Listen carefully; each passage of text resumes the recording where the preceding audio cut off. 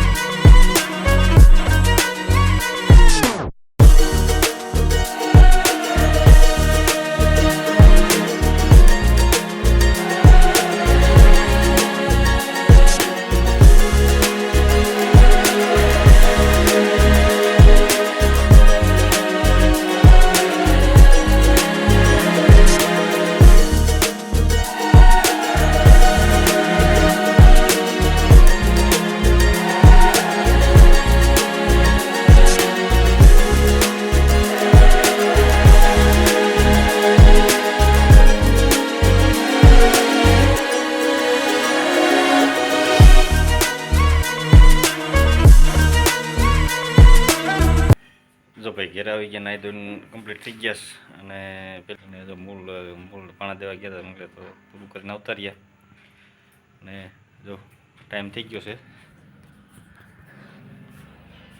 7 સાંજના અને જો આપણે ઘેરે આવી ગયા છે